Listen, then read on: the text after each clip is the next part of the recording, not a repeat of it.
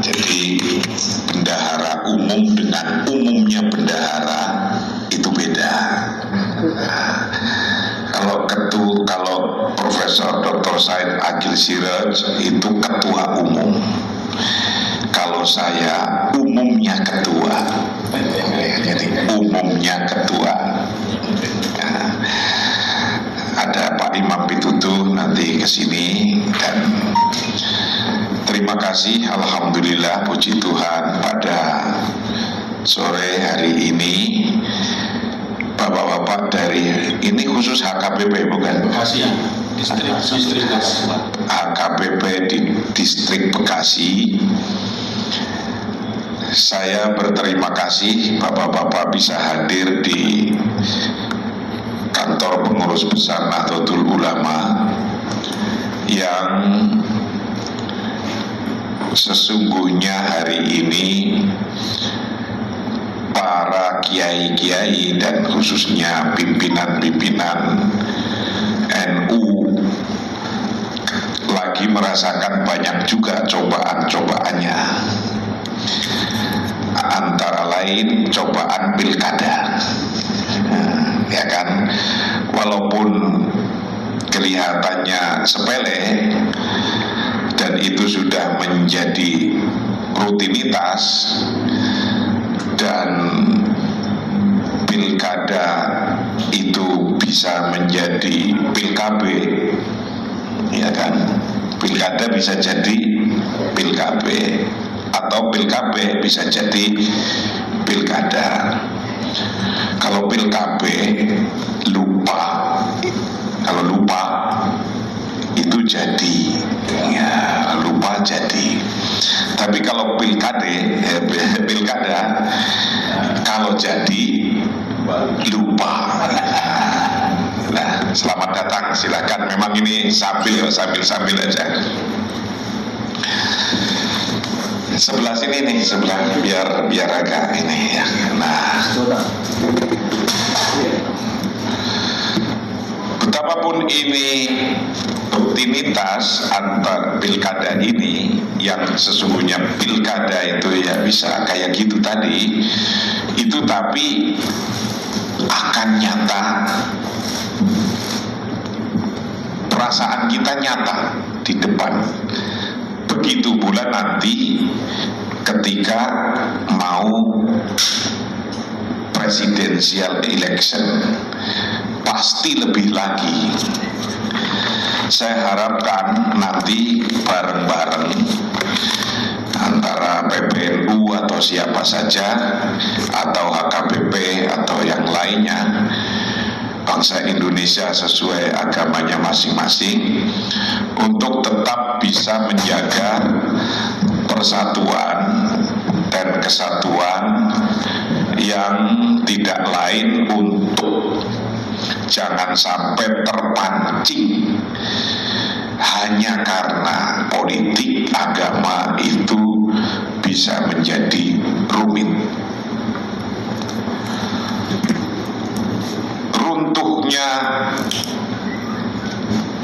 beberapa negara sampai Perang Dunia I, II itu ketika politik sudah sampai gandeng agama, runyemnya nanti agama itu sendiri menjadi alat untuk dibenturkan. Contoh nyata saja, Irak kan persoalan politik, Syria kan sesungguhnya persoalan politik, Yaman persoalan politik.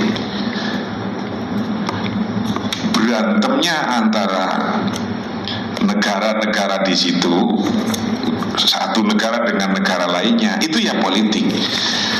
Tapi karena penduduknya beragama, maka ketika menyampaikan alasan politik pun tentu pakai alasan agama. Betapapun itu alasan agama itu beda-beda, disitulah kemudian akan bisa memicu dari perbedaan itu menjadikan ada gap. Nah, kita harapkan bareng bisa menjaga ini, karena mahal sekali kalau bangsa kita ini sudah terpecah-pecah sedemikian itu. Nah, berarti sangat-sangat mahal. Untuk itu bisa kita harapkan, pertama, rutinitas pilkada ya ayo kita jaga bareng-bareng. Maka nanti kita antara lain saling menyapa umatnya masing-masing, jangan sampai pilkada menjadi rusaknya negara kita. Dan pastilah saya yakin mungkin ketika di satu daerah yang mayoritasnya bukan Islam, ya pasti akan membawa isunya. Ketika di Islam juga akan gitu. Itu dibawa asal bisa menjaga integritas kita, persatuan kita, insya Allah tidak sampai menjadi sesuatu yang memecah belah negara kita. Intinya kan di situ, intinya kita menjagain itu. Ketika menjagain kayak gini di dunia viral, ini viral, dunia viral, 300 pemicu account itu menjadi 1000, 2000 sudah jadi viral. Dan semua mereka meng-create ini, di-create semacam itu di-create, yang hari ini sudah nyampe pada titik membenturkan satu tokoh, mengangkat tokohnya. Nah, ini tadi udah saya bawa ke situ contoh. Ada, kita punya teknologi. Misalnya saya dibenturkan dengan siapa yang diangkat. Begitu pula Pak Kiai Said dibenturkan sama siapa yang diangkat. Itu akan jalan terus yang semacam ini. Tidak hanya tokoh politik yang dibenturin hari ini, semua yang bertokoh, apalagi kalau ketahuan ini berafiliasi ke sini pasti akan. Nah, bagaimana mengedukasi, mendidik masyarakat dan umat kita ini untuk selalu berpegang teguh pada ajaran nilai-nilai agama yang berupa moral. Nyakitin orang kan gak baik, itu yang diangkat. Betapapun hanya pakai 2 jari ngiki-ngiki kan nyakitin orang itu. Itu juga. Atau memusuhi orang, itu juga gak baik. Karena pada trennya hari ini, orang-orang itu membuat dirinya seolah-olah teraniaya.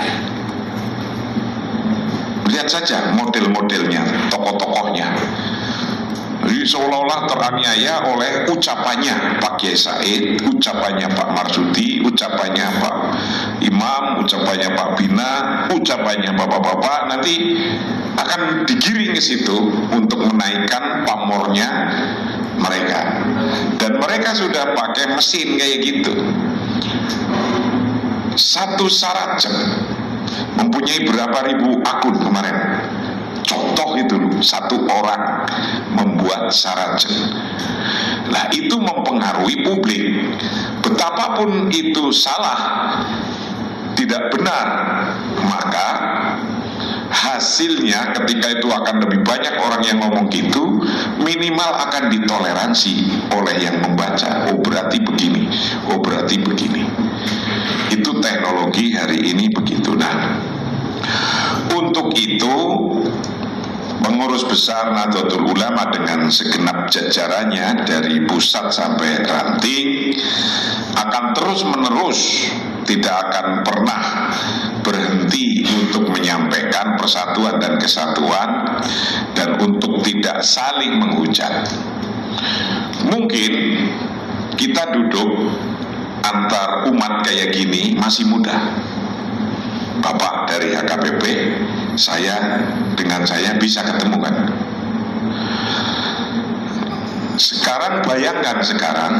Bapak duduk kumpul dengan seluruh yang ada dari Kristiani, gampang apa enggak, Pak? Ayo. Malah lebih sulit. Nah, lebih sulit kan? Kira-kira bapak-bapak dengan seluruh sektenya bisa nggak kumpul dengan mereka? Duduk dengan saya kan mudah, nggak usah pakai surat, cuma telepon aja, patah, ngiki ketemu sekarang. Nah, sekarang bapak-bapak coba kumpul dengan seluruh yang berbeda-beda itu. Kira-kira gampang apa nggak gampang? Itu baru yang Kristiani, belum yang Hindu, belum yang Buddha. Saya diminta melalui Pak Din Samsudin yang utusan khusus Presiden urusan agama-agama interfaith, akan mengadakan dialog antar agama tanggal 10-11 Januari. Setiap agama kita kasih Februari.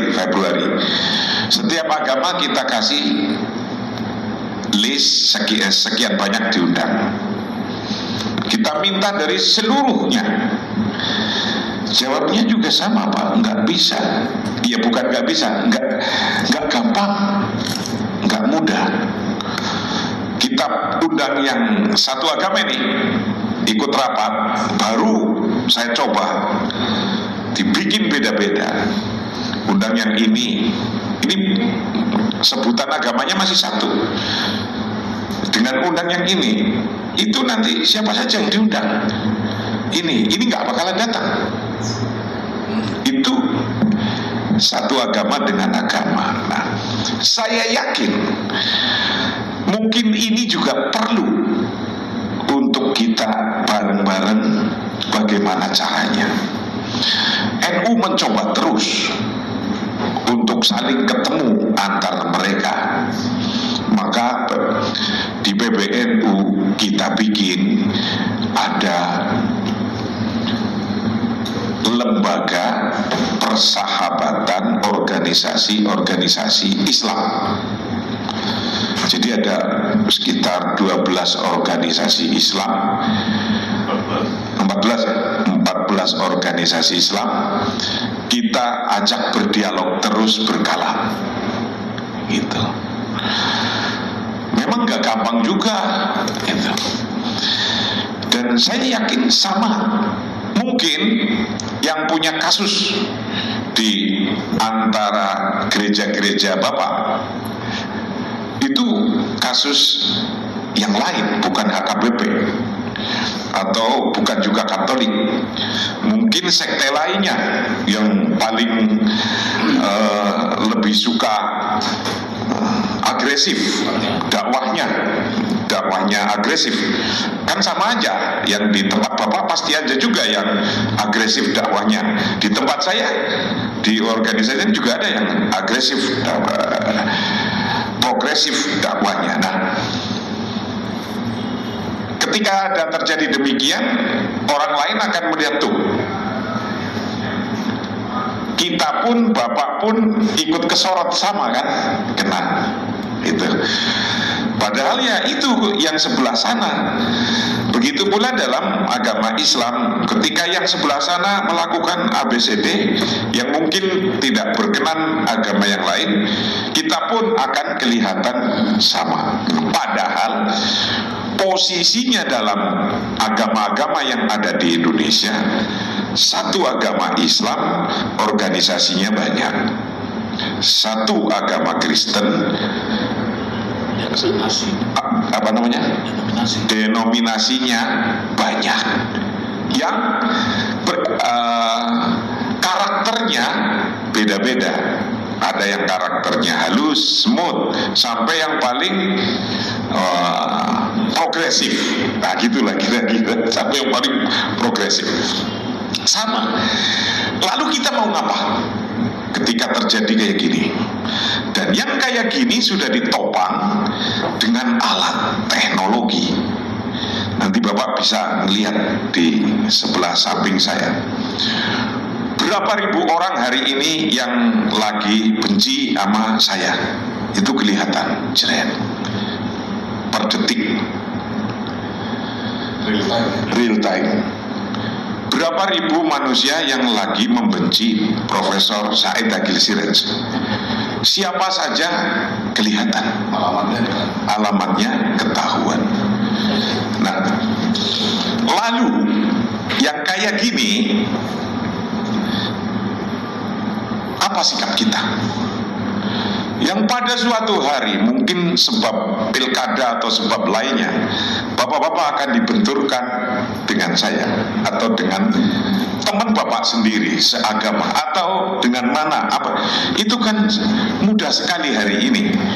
Wong teorinya ngangkat sebelah kayak belah bambu, angkat sebelah, injek sebelah. Itu teorinya pada begitu hari ini. Apa hubungannya Ustadz Somad sama Pak Kiai Said? Om Kiai Said aja gak ngerti apa-apa kok. Tapi karena yang tim orang-orang ini kepengen ngangkat ini, maka dibilangin begitu.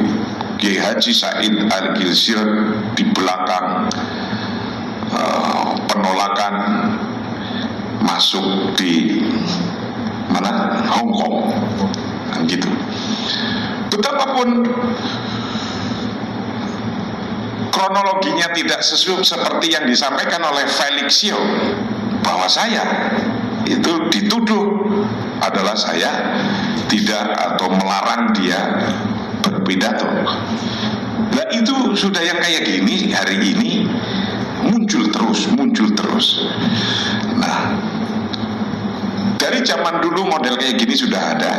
Obatnya ya cuma satu. Apa? Tabayun, silaturahim.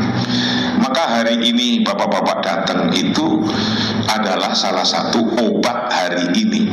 Zaman now yang kadang rusak di sini, bapak datang ke sini. Jadi ada persoalan apa di daerahnya, baik di Bekasi atau di mana, lebih baik kita bisa komunikasi, duduk apa persoalannya, kan begitu. Dan saya yakin persoalan kita itu hafal, 1, 2, 3 hafal sekali. Ini itu paling ditambahi semi politik, tambahannya kan gitu, bumbunya itu. Nah, tapi itu udah cukup untuk menyalakan api permusuhan kadang-kadang. Nah, yang betapapun mereka berusaha menyalakan api permusuhan, yang terpenting jangan sampai dinyalakan itu kebakar kitanya. Kan cuma gitu. Nah, kalau kita sampai ikut kebakar, entek juga, entek. Satu demi satu negara yang entek, yang lagi pada mulai kolab perang sendiri, saya datang satu persatu. Awalnya juga dari sepele-sepele loh. Sekarang lagi masuk ke Iran. Kalau Iran juga nggak terkontrol, ya nanti akan jadi lagi Iran. Atau bahkan mau masuk ke Saudi, wong sudah mulai ada demo, betapapun sampai pakai kekerasan.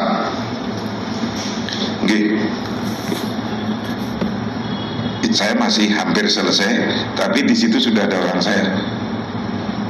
Saya ke situ. Udah nyampe belum? Sama mana? Oh bagus. Ya saya ke situ. Nah itulah dari saya. Mohon maaf yang sebesar-besarnya. Yang paling penting hari ini sudah bisa sampai ke sini. Ke depan ada apa saja, NU terbuka. Bapak anytime bisa ke sini. Saya ada Pak Imam Pitutuh, sekretaris di sini di PBNU, yang memang khusus mengurusi untuk berhubungan dengan seluruh agama-agama. Begitu pula yang di lembaganya Pak Din Samsudin, ya saya dengan Pak Imam Pitutuh yang besok tanggal Februari 8, 9, 10 sampai 11 mau mengadakan seluruh agama-agama rapat besar. Itu tujuannya juga untuk menyatukan ini, menyatukan jangan sampai kita itu pecah karena hanya sesaat pilkada atau pileg atau pil-pil yang lain. Lebih jauh kita lebih baik membangun. Kalau masih kurang-kurang, ya namanya kurang, ya dibetulin aja, ya kan. Kalau kita masih ada yang tidak cocok, ya jangan dirobohin. Prinsip NU begitu. Jadi ketika ada sesuatu yang kurang baik, kurang apa, kurang tepat, lebih baik dibetulin. Jadi tidak usah harus dirobohkan, direvolusi, diganti. Karena kaidahnya orang NU itu sudah sangat jelas dari atas sampai bawah. Itu kalau ma la yutroku kullu, la yutroku kullu. Sesuatu yang tidak bisa diambil semuanya, tidak boleh ditinggalkan semuanya, apalagi dirobohkan. Itu dari pusat sampai ke kampung sama pemahamannya itu sama. Dan saya yakin bapak-bapak ini dari HKBP, saya juga alhamdulillah udah berkali-kali dengan Iporus, dan saya udah pernah ke Solo juga, udah ngisi juga ke sana, iya kan? Merapi. Nah, apalagi waktu ke Merapi ya bareng sama beliau. Maka itulah terima kasih. Mungkin nanti diskusinya diteruskan oleh Pak Imam Pitutu dan oleh Pak Bina. Namun sebelumnya kami mohon untuk saya nungguin sebentar untuk bisa turut mohon untuk Bapak menyampaikan maksud apa yang kira-kira kita bisa bersama-sama menjaga republik yang kita cintai ini.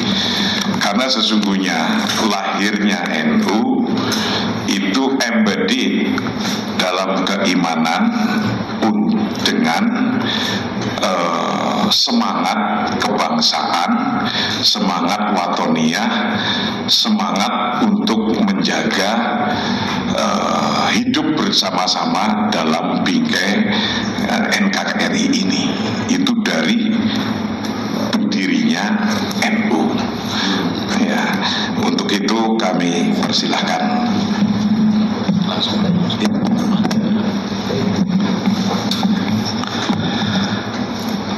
Salam dan assalamualaikum warahmatullahi wabarakatuh. Kepada Bapak Kiai Marsudi, Bapak Bina Suhendra, Pak Imam Pitutu, pertama-tama mohon maaf sekali. Kami seharusnya sudah sampai 1:30, tapi nampaknya kemacetan akhir-akhir ini semakin bertambah. Tapi kami yakin Bapak-Bapak Kiai jauh lebih berlapang dada dibandingkan dengan para pendeta. Izin ya. Jadi biasanya pendeta berguru sama Bapak Kiai. Baik, silakan Pak Kiai. Teruskan. Oke.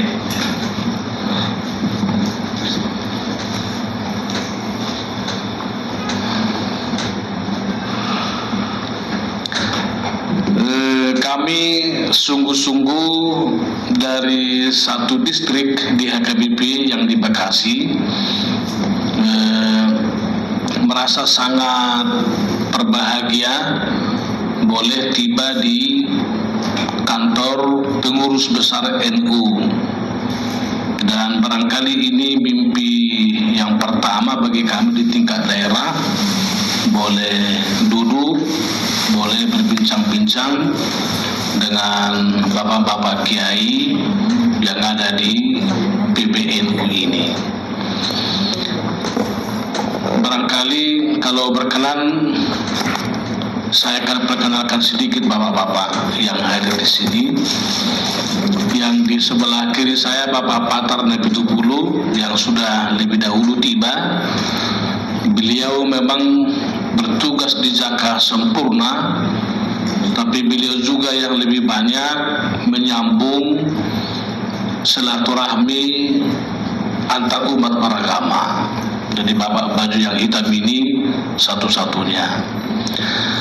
Lalu yang kedua Bapak Pendeta Marulup Senaga yang sebelumnya juga adalah pimpinan kami periode yang lalu, sekaligus yang membuat MOU bersama waktu itu Bapak Sefurus Marmata HKBP bersama dengan Bapak Kiai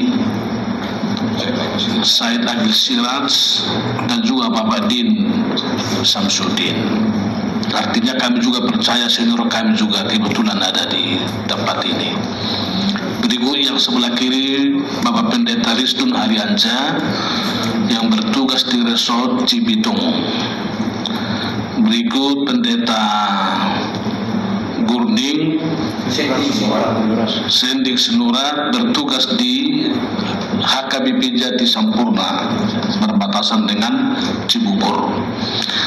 Di samping beliau adalah Pendeta Saud Si Manjuntak yang bertugas di Harapan Jaya dan salah satu cabangnya ialah Gereja Philadelphia yang sekarang beliau memimpin gereja kita yang senantiasa bergumul di depan istana yang sampai hari ini. Jadi beliau orangnya Pak yang paling dekat dengan Jokowi sekarang.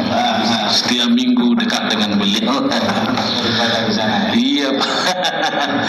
Yang berikut adalah Bapak Pendeta Luar Silaban yang paling tua mungkin di antara kami, yang juga sahabat kami, teman kami melayani di tingkat distrik yang kantornya ada di Sopo Merpikir. Beliau yang di sebelah kiri beliau yang berbaju merah Pendeta Martulus Manulang yang dekat-dekat dengan teman-teman dari Arab, dari beliau sekarang memimpin gereja kita Resort di Bojong Menteng. Dan yang di kiri beliau Pendeta Samsir Sinaga, sekaligus juga beliau ini Ketua PGI di Kota Bekasi, tapi juga teman kami di tingkat distrik yang membidangi Marturia. Lalu sebelah kanan anak muda, boleh berdiri sebentar dulu biar Raka Kiai kita lihat. Ini masih anak muda Pak Kiai. Ya, dia ketua anak poso, ketua pemuda di tingkat distrik. Dan barangkali dia juga rindu nanti bercakap-cakap dengan GP Ansor ke depan. Di sebelah kiri beliau pendeta kita yang memimpin Resort Wisma Asri, Pendeta Nixon Si Manjuntak yang kumisnya agak tebal ini. Sebelah kiri beliau Pendeta Hotma Butar-Butar, sekretaris kami di tingkat distrik. Dan sebelah kiri beliau Pendeta Beringin Simarmata, pendeta kita yang memimpin di Resort Pejuang, Kecamatan Medan Satria. Sebelah kiri beliau yang baju putih Bapak Pendeta Lumia Pak Hotman Lubang Gaul yang menjadi anggota kita di bidang pers, yang juga melayani di bidang radio, RPK dan lain-lain. Lalu ibu kita yang satu ini satu-satunya Ibu Nyonya Sintua Sirait Manurung Burung Sirait. Nyonya Manurung Burung Sirait. Untung ada satu perempuan sehingga ada warnanya yang agak berbeda. Nah, beliau yang berbaju merah barangkali di tingkat distrik samalah pekerjaan beliau dengan Bapak, istilah Bapak Kiai tadi, Bendahara Umum Bapak Bima Suhendra. Beliaulah yang memegang bendahara kami di tingkat distrik di Bekasi. dan terakhir Bapak Penatua SL Syahan, dahulu adalah anggota peserta majelis pekerja sinode di tingkat pusat, dan sekarang tetap kami minta kesediaan beliau untuk memberikan pemikiran, pendampingan, pelayanan di tingkat distrik ini. Saya kira demikian Pak untuk perkenalan dulu. Dan kami memandang bahwa kantor PBNUI ini sebetulnya adalah istilah Pak Epurus pengawal negara Pancasila. Selalu dia mencoba menerjemahkan PBNUI itu juga adalah P-nya Pancasila, B-nya Bhinneka Tunggal Ika, N-nya NKRI, dan U-nya Undang-Undang Dasar 1945. Oleh karena itu memang dengan hadir di sini saja kami merasa terkawal juga dengan hadirnya di kantor PBNUI ini. Oleh karena itulah sebetulnya kami hadir sebetulnya ingin belajar banyak. Bahkan tadi kalau Bapak Nebitupulu sudah sempat berbincang sedikit dengan Bapak Kiai Marsudi, ini baru pernah dengar juga bahwa di NU ternyata sudah ada teknologi yang belum pernah terpikirkan selama ini. Jangan-jangan ya di HKBP. Ini juga menjadi bagian pembelajaran yang paling penting bagi kami ke depan, sehingga praduga prasangka dalam hidup bermasyarakat, berbangsa dan negara, dan juga dalam merajut kebinekaan di tengah-tengah bangsa ini paling tidak boleh terhindarkan dalam hidup sehari-hari. Kami di distrik Bekasi ini Bapak Kiai memang terdiri dari 3 kabupaten kota Bekasi, lalu Kabupaten Bekasi dan Bogor. Kami layani dengan 73 orang pendeta, 20 resort, dan dengan 43 jemaat cabang. Dengan beranggota jemaat kurang lebih 87.000 jiwa kurang lebih di 3 kota dan kabupaten di Bekasi. Dengan segala banyak pergumulan di sana sini, baik pergumulan internal, baik pergumulan berhadapan dengan kemajemukan pluralitas yang ada, bahkan mungkin berhadapan dengan sistem pemerintahan yang bila tidak dilakukan dengan sesungguh-sungguhnya akan memberikan peluang bagi orang-orang yang tidak menghendaki kebersamaan dan bahkan mungkin perpecahan antara satu dengan yang lain. Dalam kerangka itu sebetulnya kami ingin sekali lagi belajar banyak dengan NU, sekaligus memandang bersama bahwa kesatuan dan persatuan ini sesungguhnya adalah harga mati yang kita harus perjuangkan ke depan. Perbedaan bagi kami HKBP sesungguhnya adalah anugerah Tuhan. Pluralitas ini adalah berkat yang harus kita jaga, yang harus kita syukuri, sekaligus kita harus perjuangkan. Kami sangat sependapat dengan Bapak Kiai Marsudi tadi, pilkada atau pilkabi atau yang lain-lain ini sesungguhnya destinasinya kita katakanlah untuk kekuasaan, dan kami sepakat juga tidak akan pernah dipengaruhi oleh pilkada sehingga memecah belah persatuan kita sebagai warga negara, warga masyarakat bangsa di Indonesia ini. Tapi kami senantiasa mengingat MOU kita KKBP NU dengan Muhammadiyah melalui KPK Kemah Pemuda Kebangsaan tahun 2014 lalu, bahwa kita harus tetap mendukung pemimpin yang bersih dan jujur sekaligus berintegritas. Oleh karena itulah kami meskipun satu distrik di HKBP, kami mencoba kesatuan, persatuan, persaudaraan, persahabatan, dan kemanusiaan harus kita tempatkan setinggi-tingginya, bahkan di atas pilkada sekalipun. Lalu berikut, saya nanti juga memiliki 3 harapan kepada PBNU yang dalam hal ini diwakili oleh Bapak Imam dan Bapak Suhendra.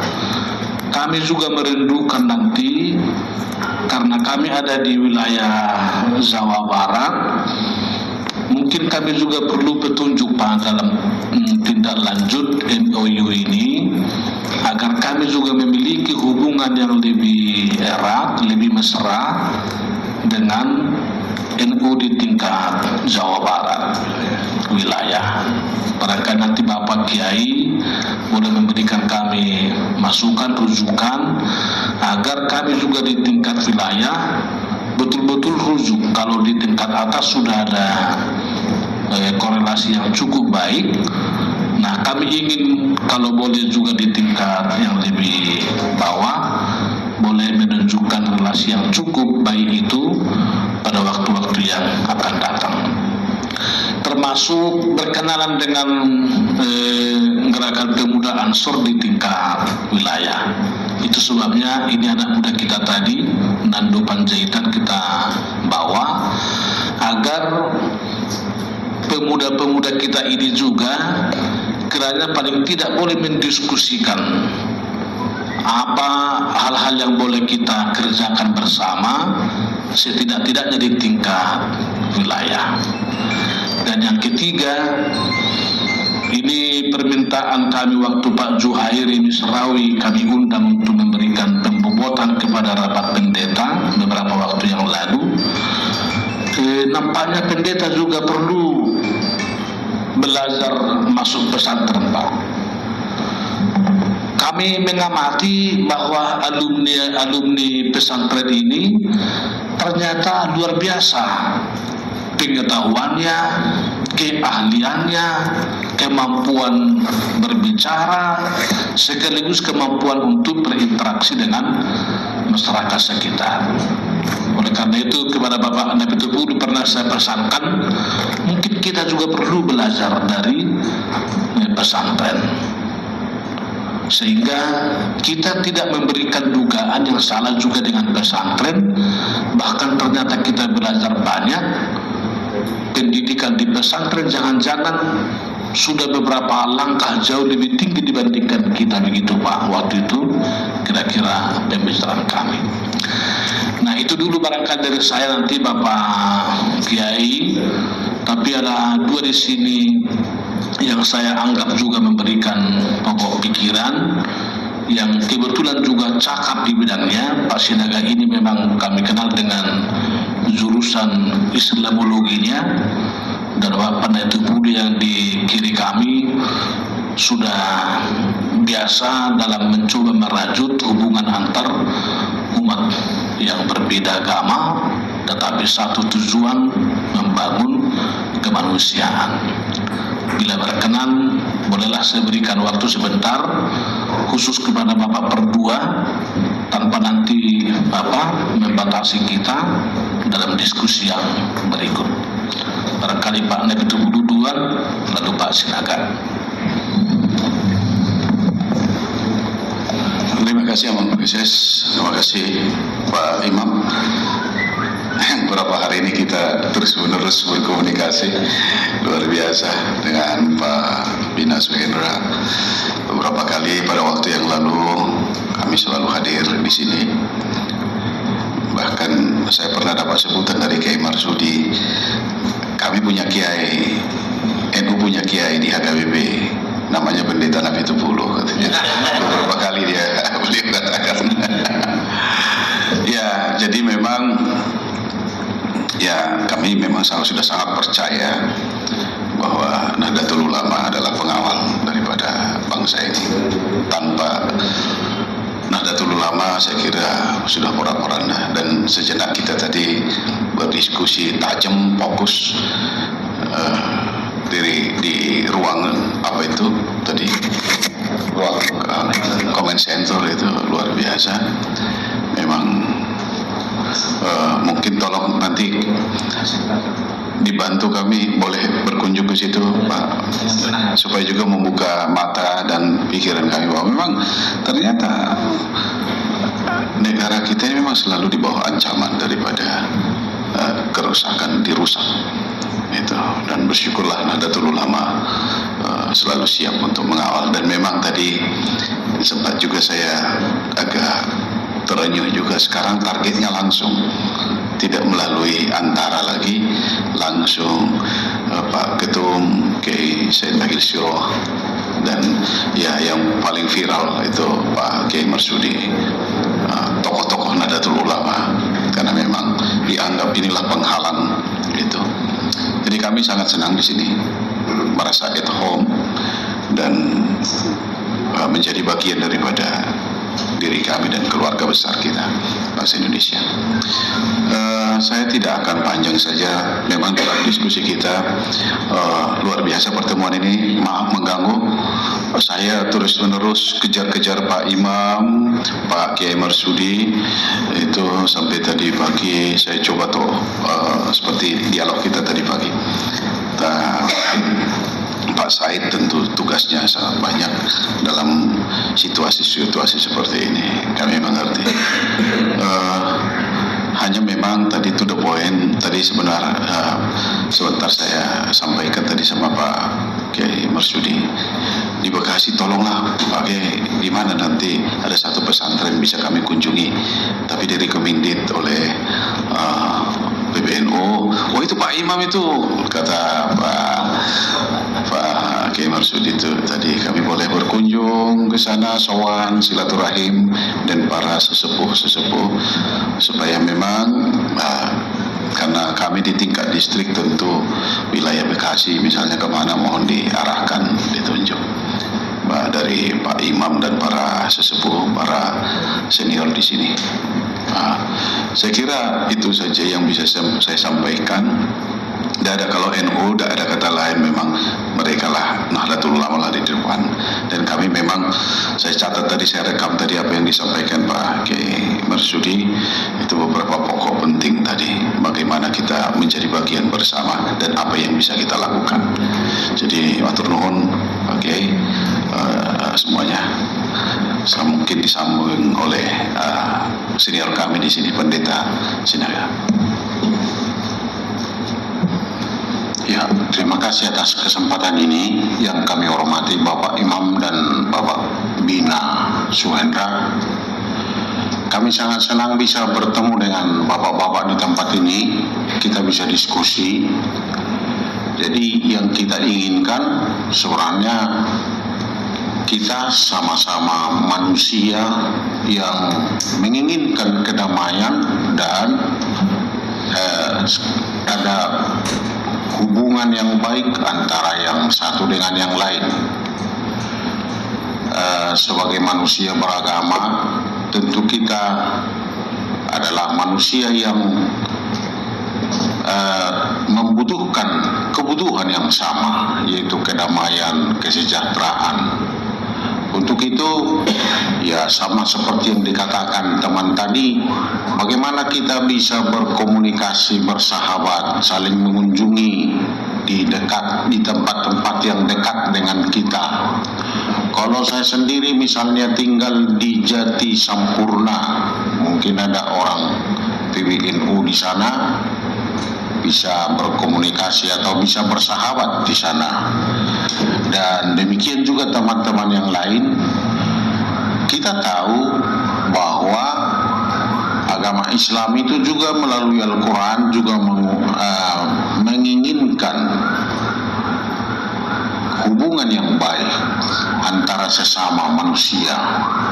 Jadi kalau saya misalnya minta izin untuk mengutip satu ayat Al-Quran yang pernah saya ingat, dalam surah Al-Ankabut ayat 146 dikatakan, jangan berselisih dengan Ahlul Kitab dan Nasrani. karena Tuhanmu dengan Tuhan mereka adalah satu. Itu disebut dalam Al-Quran. Jadi saya kira kalau dengan PBNU sudah sejak lama ada komunikasi yang baik antara HKBP dengan NU. Waktu Bapak Abdul Rahman Wahid juga masih hidup, Bapak Abdul Rahman Wahid sering berceramah kepada kita di berbagai tempat, bukan hanya di Jakarta, sampai ke Medan, sampai ke tempat yang lain juga. Kita sering mendengar banyak hal dari Bapak Abdul Rahman Wahid, dan kita masih mengingat guyonnya, leluconnya. Wah, dia luar biasa dalam cara yang lelucon sekali. Kita bisa tetapi serius, sungguh-sungguh juga bisa berbicara tentang agama. Jadi yang penting bagaimana kita harapan dari agama yang kita anut supaya kita bisa berdamai dan bisa bersilaturahmi antara yang satu dengan yang lain. Itu saja yang sangat sederhana itu. Kita tidak menginginkan hal-hal yang luar biasa, tetapi bagaimana kita sebagai manusia beragama bisa menunjukkan diri kita sebagai manusia beragama, dan itu bisa kami saksikan pada saat hari ini kita bisa berkunjung ke tempat ini. Jadi saya kira apalagi di tempat-tempat kita saling bersahabat dengan orang yang dekat dengan kita. Jadi itu harapan kami. Ini kami sampaikan melalui Bapak Imam dan melalui Bapak Bina Suhendra supaya cita-cita itu bisa terrealisasi di masa depan.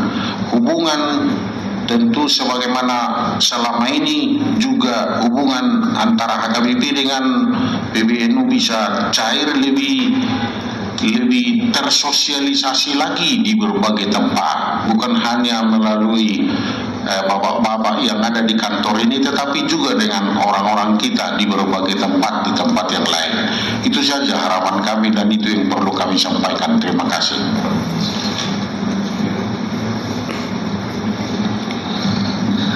Ya, jadi sebelum kita minta kesediaan Bapak Kiai berdua, ini mana tahu Pak nanti ada ule-ulenya, kalau nanti saya hambat susah juga saya nanti. Atau begini, silakan kalau ada. Atau itu direspon dulu atau respon dulu baru nanti kita supaya cair. Boleh saja nyeletuk. Cair Pak, pasti harus cair Pak. Ya. Selamat siang, salam sejahtera untuk kita semuanya. Shalom. Para pendeta, Bapak Ibu sekalian yang berbahagia. Pertama sebenarnya kami tidak merasa orang lain. Tadi kalau Bapak terlalu tegang itu, waduh di sini bingung Pak. Saya jadi bingung ini. Pertama karena saya merasa kedatangan keluarga NU cabang HKBP. Karena teman-teman yang datang ini bukan teman tapi sudah keluarga NU cabang HKBP. Jadi kami bukan menganggap orang lain. Pertama, kenapa? Karena ini saking pentingnya pertemuan hari ini sampai bendahara umum kami harus nungguin Pak. Bendahara umum nungguin, Pak Kiai Marsudi nungguin. Sebenarnya pertemuan ini pertama salamnya Ketua Umum PBNU. Beliau mohon maaf sekali, seharusnya kalau sempat ditunda sebenarnya besok beliau menginginkan untuk bisa bertemu, tetapi karena sudah hari ini ya nggak ada masalah, nanti lain waktu kita bisa agendakan kembali. Jadi beliau sangat berkeinginan untuk bisa bertemu bersama-sama dengan keluarga NU cabang HKBP Pak. Terima kasih atas kehadirannya. Jangan sungkan-sungkan. Kalau di NU yang ada dimakan Pak. Tapi tidak ada yang saling memakan insya Allah. Jadi yang terpenting pertama, saya senang sekali tadi terketuk sekali begitu beliau berbicara soal ini Kiai cabang HKBP ini sudah bicara soal surat Al-Ankabut tadi. Tapi kira-kira HKBP cabang NU juga ada Pak. Jadi kalau saya boleh mengutip Korintus 13, kasih itu tidak berkesudahan. Jadi kira-kira Bapak Ibu sekalian, kita ini sama-sama makhluk Tuhan, umat Tuhan yang satu, yang sebenarnya bukan orang lain. Menjadi berbeda itu karena caranya saja, cara nyebut Tuhannya aja yang berbeda gitu. Soal umat Tuhan itu keniscayaan kita adalah Tuhannya satu, sama. Saya merespon tadi beliau. Dan yang terpenting lagi adalah bagaimana kita bisa bersatu untuk menjalankan misi Tuhan di muka bumi, untuk menjaga peradaban, membangun kebersamaan. Jadi bukan hanya persahabatan, Pak, persaudaraan. NU punya 3 hal. Yang pertama yang di prinsipnya tadi persaudaraan sesama manusia, itu namanya ukhuwah insaniyah. Yang kedua, persaudaraan sesama warga bangsa, itu namanya ukhuwah watoniyah. Dan yang ketiga itu ukhuwah Islamiyah, persaudaraan sesama muslim. Jadi tidak cukup ternyata bersaudara hanya sebagai sesama muslim, Pak. Jadi kalau ada orang di jalan ada mengalami kesulitan atau kecelakaan, pertama nggak ditanya agamanya dulu kan, agamamu apa, sukumu apa, keburu mati duluan kan gitu. Kalau di jalan ada yang seperti itu. Yang pertama itulah persaudaraan sebagai sesama manusia, dia wajib kita tolong bareng-bareng. Dan yang kedua, kalau negara dalam keadaan bahaya, ancaman dari dalam maupun luar negeri, maka wajib hukumnya siapapun yang merasa cinta terhadap tanah air, wajib hukumnya membela. Tidak peduli agamanya apa, tidak peduli sukunya apa, tidak peduli warna kulitnya apa. Apalagi rambutnya gondrong kayak saya itu wajib hukumnya kan gitu. Nah ini kaitannya dengan apa yang disampaikan tadi. Yang kedua terkait dengan upaya membangun kerjasama. Saya pikir kerjasama yang harus kita lakukan adalah kerjasama yang harus sangat konkret, Pak. Karena kita sekarang mengalami, kebetulan saya ini wakil sekjen tapi tugasnya dari Pak Bina, dari Kiai Marsudi dan Kiai Said, tugasnya Simatupang, Pak. Siang malam tunggu panggilan, Pak.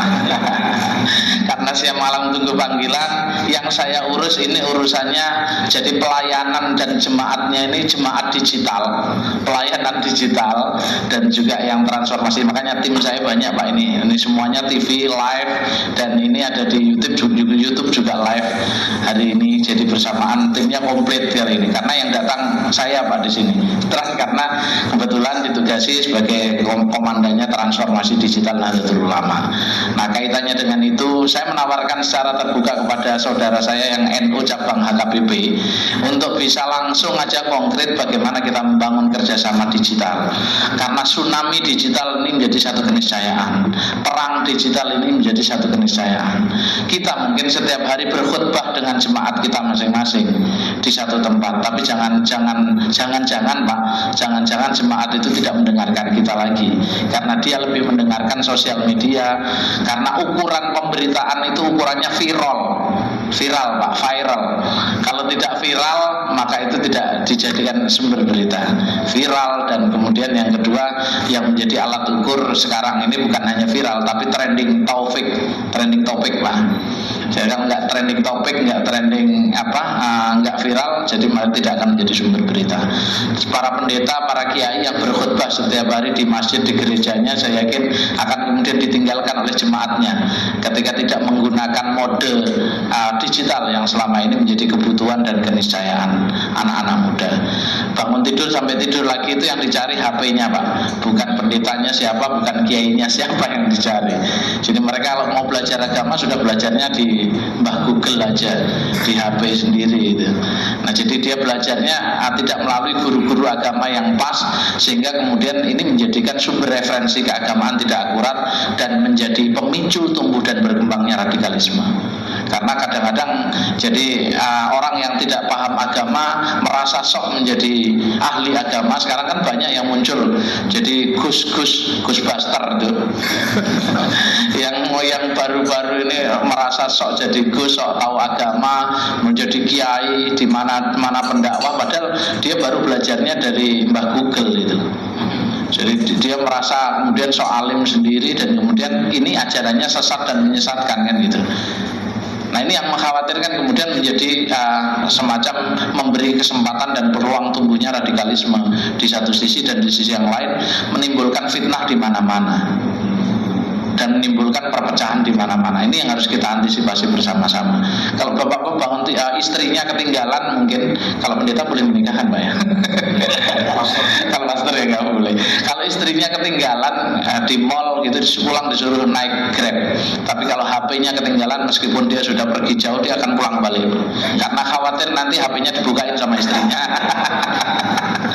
Enggak, karena khawatir ini istri kedua yang ternyata lebih setia menemani dari 24 jam. Nah, arti pentingnya transformasi digital ini bagi kita semua sebagai agamawan, bagaimana mengembalikan kedaulatan organisasi keagamaan dan pemimpin-pemimpin agama untuk berdaulat menggembala umatnya. Jadi gembala tidak bisa dilakukan lagi dengan melalui khutbah-khutbah Jumat di masjid, khutbah-khutbah mingguan di gereja, tapi bagaimana kita menggembala umat melalui kekuatan digital yang hari ini menjadi keniscayaan yang tidak bisa kita hindari. Tantangan yang saya ajak bukan hanya sekedar ajakan, tantangan yang saya sampaikan.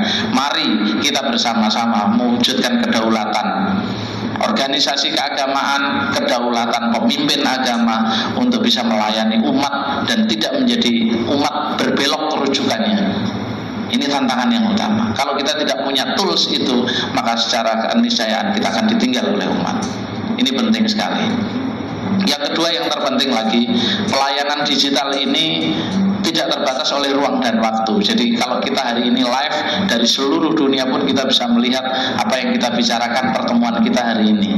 Nah, ini sungguh menawarkan bagaimana menyemai benih perdamaian, menyemai benih kesejukan, dan menyemai benih persaudaraan sejati yang sesungguhnya kita bangun.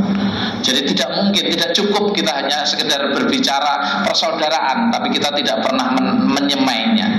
Sementara orang-orang lain tiap hari menyemai benih kerusakan dan kerusuhan dengan cara-cara yang sederhana. Mereka menyebarkan fitnah, hoak, mereka menyebarkan berita-berita bohong, dan mereka mengadu domba antara satu dan yang lain. Nah, ini kekuatan yang nggak boleh kita tinggalkan. Nah, ini kalau ada yang muda-muda kayak gini, ini kalau kita ini digital migran. Jadi digital itu migran itu sakit kepala, bukan migran Pak ya. Migran pindahan. Kalau anak-anak yang muda tadi itu digital natif. Jadi natif bener-bener hidupnya digital. Dan bangun tidur sudah HP terus itu, chatting kemana-mana. Dia juga browsing kemana-mana, sampai greeting kemana-mana juga dilakukan setiap hari. Nah, itu artinya tingkat ketergantungan yang luar biasa dengan media ini. Ayo kita jadikan sebagai satu momentum untuk menggembala umat kita bersama-sama. Bagaimana mewujudkan kedamaian antara umat beragama dan juga pemimpin agama. Kita mungkin sudah biasa Pak Pendeta untuk bersatu di ruang ini kan di darat, tapi di dunia maya kita tidak pernah bersatu. Jujur kami kerja sendirian, merasa kerja sendirian hari ini. Karena teman-teman ya belum ada sinkronisasi. Kalau ada serangan apa-apa ya NU nanganinya sendirian gitu loh. Belum ada kita saling bersautan untuk melawan perang itu. Padahal perang cyber ini perang yang sangat berbahaya. Kalau perubahan cara berpikir itu lebih berbahaya daripada perubahan bentuk rambut saja, lebih nggak membahayakan. Kalau cara berpikir yang setiap hari terdelusi oleh nilai-nilai yang muncul di sosial media, ini akan mengakibatkan satu hal yang mengkhawatirkan bagi keberlanjutan kehidupan beragama. Jangan-jangan umat kita perlahan-lahan akan hilang dan tidak lagi merujuk pada kiai dan pendeta. Kalau kita sudah tidak lagi menggembala mereka sesuai dengan cara dan tradisi serta akal sehat mereka. Akal sehat mereka itu ini sekarang. Jadi akal sehatnya itu apa yang dia lihat, apa yang dia dengar, apa yang dia rasakan dari sosial media. Ini yang penting. Nah, yang terpenting lagi ini tantangan yang kedua. Yang ketiga kaitannya dengan silaturahim. Kalau mau pergi ke pesantren, nggak usah khawatir banyak pesantren. Kalau di Jawa Barat itu ketua PWNU-nya adalah Gus Hasan. Gus Hasan itu ketua PWNU dan sekaligus tempatnya ada di Tasikmalaya. Dekat ya Pak, Bekasi dengan Tasikmalaya kan nggak terlalu jauh. Ada pesantrennya jauh Pak.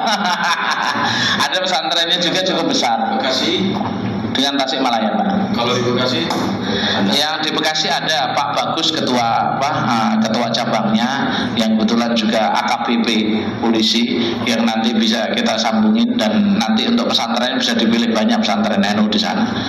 Ya, nanti yang paling dekat. Kalau soal yang begitu itu soal mudah lah Pak. Dengan NU ini, Bapak ini kan katanya NU cabang HKBP, jadi nggak usah khawatir. Mau masuk ke pesantren mana saja silahkan itu loh. Silahkan, kami welcome, karena kami merasa bukan Bapak, bukan orang lain, bukan karena sudah ada MOU, bukan, karena kita ini sama bangsa Indonesia, sama umat manusia, dan sama umat Tuhan yang tidak terpisahkan.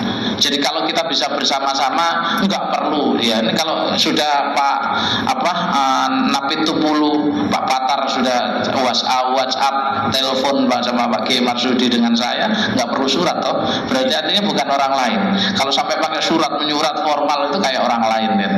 Karena kita sudah bukan orang lain, ayo kita kerjakan bersama yang bisa kita kerjakan demi untuk menjaga kedaulatan NKRI. Tadi yang disebutkan PBNU itu betul Pak. Jadi kalau organisasi lain itu kan PP, pimpinan pusat, apalah Muhammadiyah atau apa kan PP. Kalau NU itu sudah mandatori, dari dulu lahir itu sudah namanya PBNU, Pancasila, Bhinneka Tunggal Ika, NKRI, dan Undang-Undang Dasar 45. Pengurus besar Nahdlatul Ulama wajib menjaga PBNU. Jadi mayoritas wajib melindungi minoritas. Itu hukum wajib mandatnya Pak. Jadi kalau ada orang ngaku NU tapi dia tidak kenal PBNU, yang artinya dari Pancasila, Bhinneka Tunggal Ika, NKRI, dan Undang-Undang Dasar 45, serta tidak menjiwai untuk bisa tadi 3 ukuran tadi, itu NU-nya belum benar. Lebih NU bapak-bapak lah daripada mereka yang ngaku NU kalau gitu. Nah ini yang ayo kita bareng-bareng kita kelola bersama-sama. Nah bagaimana membangun kebersamaan ini tidak hanya sekedar lip service Pak. Kenapa saya bilang bolak-balik dialog antar umat beragama kuno. Yang harus kita kerjakan sekarang bukan dialog. Yang harus kita kerjakan adalah menjaga kedaulatan NKRI, menjaga kedaulatan data dan informasi Indonesia, menjaga kedaulatan cara berpikir masyarakat Indonesia, dan menjaga kedaulatan pangan Indonesia. Itu yang harusnya konkret aja lah. Kalau kita ada di Bekasi, ayo bagaimana Bekasi ini tidak dikeroyok oleh kelompok radikal. Ruang-ruang yang dimana kelompok radikal hidup dan berkembang di situ, ayo kita deradikalisasi sehingga mereka tidak menjadi lagi orang-orang yang radikal dan berpikir radikal. Ini saatnya kita bangun ya dengan kasih. Ya tadi Korintus 13, kasih itu tidak berkesudahan. Ya kalau kita ngadepi yang radikal yang tidak harus dengan kekerasan. Kalau bahasa orang Jawa itu ngalah, ngalih, ngantem, ngamuk Pak. Jadi ngalah dulu. Ya kalau disakiti orang NU itu ngalah Pak. Tapi kemudian ya ngalah itu ya sudahlah, biarin dia masih ngejar lagi, ya ngalih lah. Dia minggir sedikit. Kalau minggir sedikit masih dikejar lagi, ya ngantem itu ingetin, lu nimpuk lah, lu jangan macam-macam, ntar gua serbu lu gitu. Nah nanti kalau sudah, nah ini filosofi Jawa, kalau sudah masih dikerjain lagi, masih dikejar lagi, maka orang itu akan mengeluarkan amuk dalam filosofi Jawa itu adalah mengerahkan seluruh daya upaya dan akan menumpas habis sampai kelor-kelornya. Itu yang dilakukan. Nah itu orang-orang tradisi kita. Sebenarnya kita nggak pernah kan menggunakan cara-cara kekerasan. Makanya Korintus 13 itu sangat menginspirasi kami, sangat menginspirasi saya. Kasih itu tidak berkesudahan. Jadi dihajar kayak apapun juga harus ada kasih gitu. Jadi kayak orang Solo kalau diinjek ya nuwun sewu, kakinya diinjek kan gitu.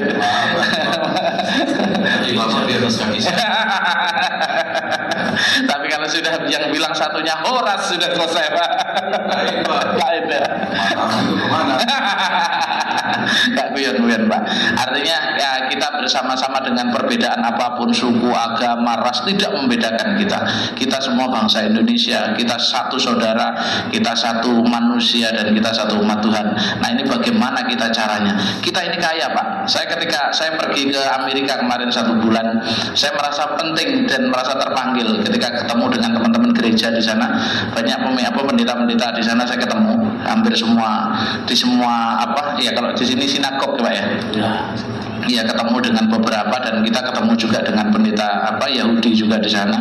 Kita juga berbicara, Indonesia itu kaya, coba luar biasa, sukunya aja bahasanya beda. Tadi orang Solo dengan orang Batak bahasanya berbeda, tapi bisa hidup rukun. Kamu ini nggak ada, kamu ini bahasanya satu, cuman bahasa Amerika, ya kan? Nah ini kalau kamu nggak bisa rukun, kalah dengan kita, rugi. Jadi kalau kamu ngomong pluralisme, kalau kamu ngomong toleransi, dan kalau kamu ngomong interfaith, belajarnya harus di Indonesia. Keliru kalau kita yang disuruh belajar ke tempat lain. Mereka yang harus belajar ke Indonesia. Kenapa mereka harus belajar ke Indonesia? Karena disinilah hampir berapa 17.000 pulau kita punya. Berapa jumlah agama di sini banyak sekali. Berapa keyakinan, aliran kepercayaan juga banyak sekali. Berapa juga suku kita juga banyak sekali. Coba. Ini anugerah Tuhan yang luar biasa. Kalau Tuhan sudah berkehendak, ya namanya rahmatan lil alamin, itu blessing for all, Pak. Jadi blessing for all itu ya artinya memberkatilah, berkat bagi semua, gitu Pak. Jadi Bapak memberkati saya memberkati Bapak-bapak, kan gitu. Nah ini berkat untuk semua. Nah ini bagaimana kita bersama-sama mewujudkan itu. Sekali lagi, yang paling penting bukan generasi kita yang digital migran tadi Pak.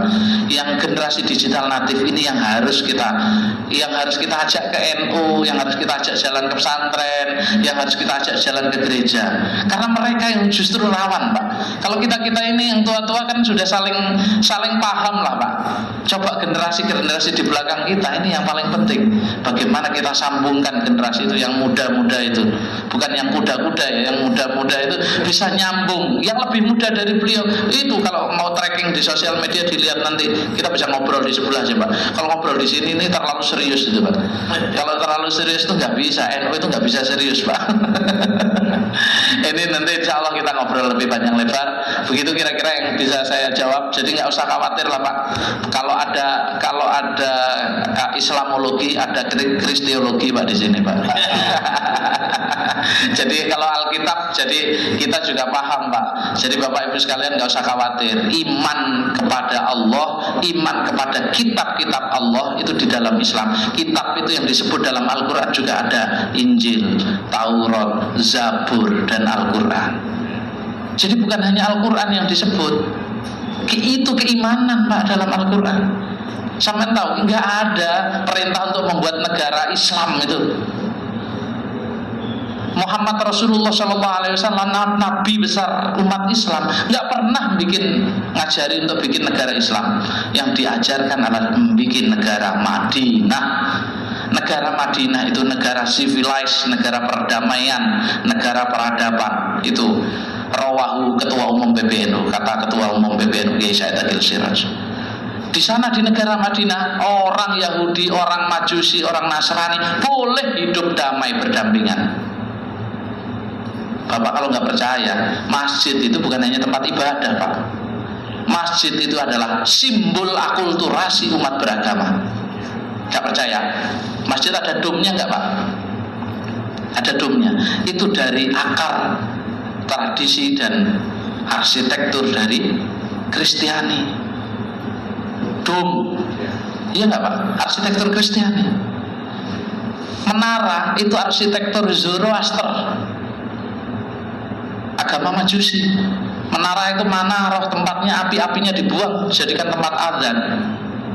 Tapi itu simbol akulturasi kebudayaan. Akulturasi kebudayaan ada di masjid. Jadi bukan hanya tempat ibadah. Kalau kemudian masjid ini kemudian dikatakan hanya sebagai tempatnya Islami yang seperti apa? Islami yang menjamin antara kebudayaan dengan agama adalah sesuatu yang tidak terpisah. Bapak lihat Sirap 3 itu akulturasi dari teman-teman Hindu dan Jawa. Sirap 3 ada masjid itu di atasnya yang Sirap 3. Terus kok gini kemudian dia mau bikin negara Islam itu dari mana? Referensinya dari mana? Gak bener itu. Kita sejak 1935 ulama-ulama Nusantara sudah bersepakat, sebelum ada Indonesia sudah bersepakat, kita membangun negara Darussalam, bukan Darul Islam. Darussalam itu negara perdamaian, negara keselamatan, bukan Darul Islam. Yang mau bikin negara Darul Islam itu DITI itu pas Pak. Gak ada. Lo sekarang ngomong khilafah Islamiyah, gundulmu dari mana khilafah ini? Ngomongnya yang bener lah, ngajinya yang bener.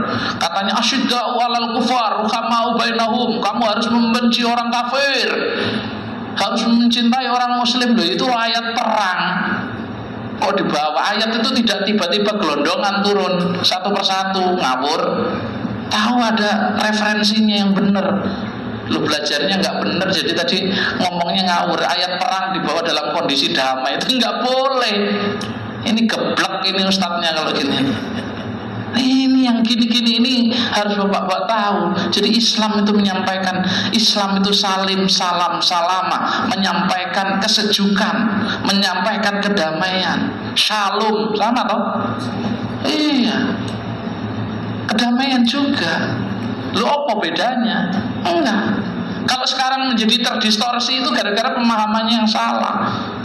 Lalu di negara Yahudi, di negara Madinah tadi orang Yahudi, Majusi, Nasrani, Muslim boleh Pak hidup ramah, damai, berdampingan, boleh. Tadi negara Madinah, negara Islam atau negara Madinah Pak? Muhammad tadi bikin Nabi Muhammad SAW tadi.